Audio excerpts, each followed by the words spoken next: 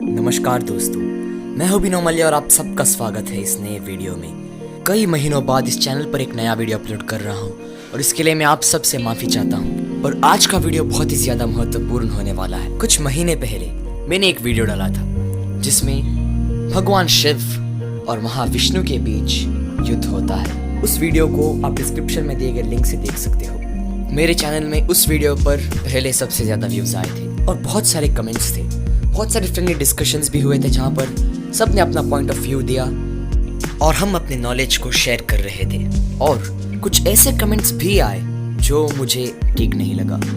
आज हम उनमें से एक कमेंट के बारे में बात करने वाले हैं, उसे हम एलाबोरेट करेंगे और सच को जानने की कोशिश करेंगे। सो दैट कमेंट स्टेटेड, जो शिव जी भस्मासुर से डर कर भाग गए थे, वो क्या नरसिंह भगवान से लड़ेंगे? कॉमन सेंस से सोच।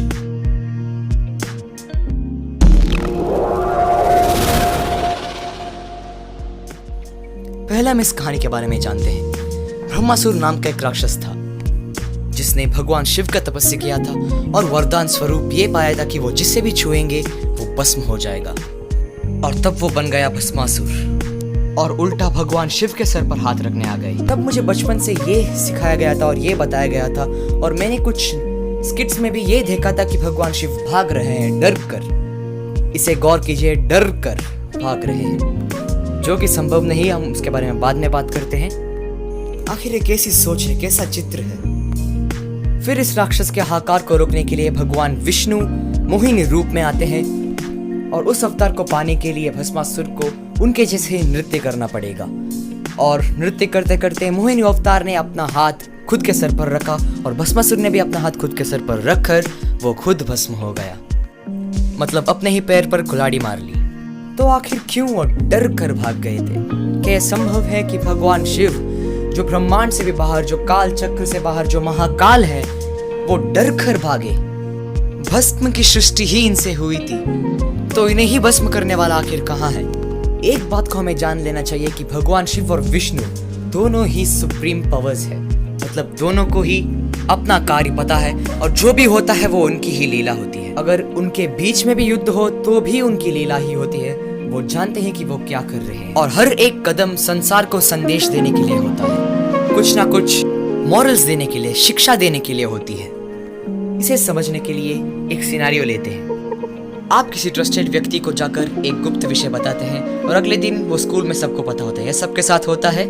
उसके बाद शायद ही वो या और कोई उसे कुछ बात बताएगा, क्योंकि सब उस व्यक्ति पर विश्वास नहीं करते। ऐसा ही भस्मासुर ने भगवान शिव का घोर तपस्या किया था और उनके भक्ति के द्वारा वरदान पाया था।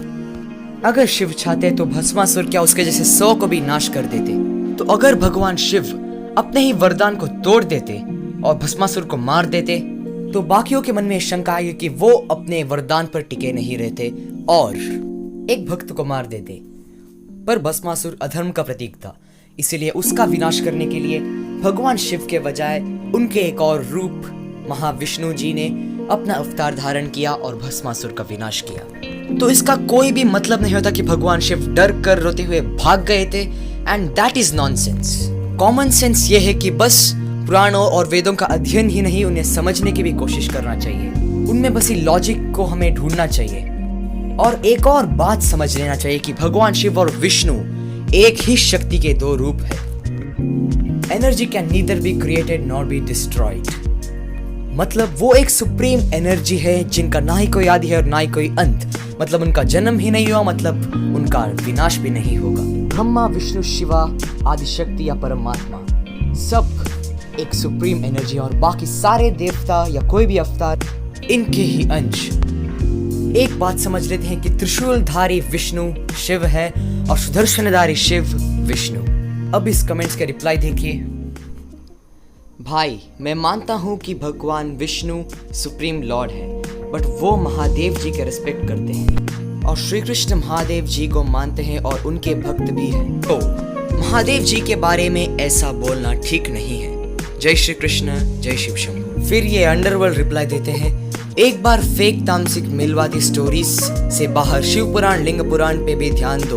उसमें ऐसा कुछ भी नहीं है, उसमें बस यही है कि शिव जी ने विष्णु जी को नीचा दिखाया, उनको मारा और हो गए बड़े। इसलिए उस तामसिक पुराण की बात मत कर।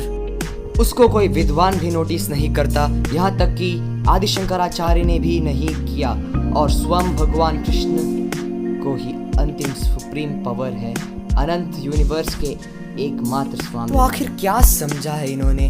भगवान श्री कृष्ण भगवान विष्णु के अवतार थे और भगवान विष्णु और शिव एक है, मतलब वो सुप्रीम पावर है। और क्या बात है ये? शिव जी ने कब भगवान विष्णु को नीचा दिखाया? वो दोनों तो एक शक्ति के दो रूप है, मतलब भगवान विष्णु को नीचा देखा तो भगवान शिव को दिखाने जैसा होगा, और शिव को दिखाया तो भगवान विष्णु को दिखाने जैसा होगा। और महाभारत के वक्त भगवान कृष्ण ने आखिरी और अनंत डायमेंशन में रहने वाले परम सत्य सुप्रीम ट्रुथ, परम सत्य परमात्मा को दिखाया था, उनके डायमेंशनल प्रेजेंस को दिखाया था, महाज्ञान को दिखाया था, मतलब भगवान शिव और विष्णु दोनों के अनंत रूप को दिखाया था।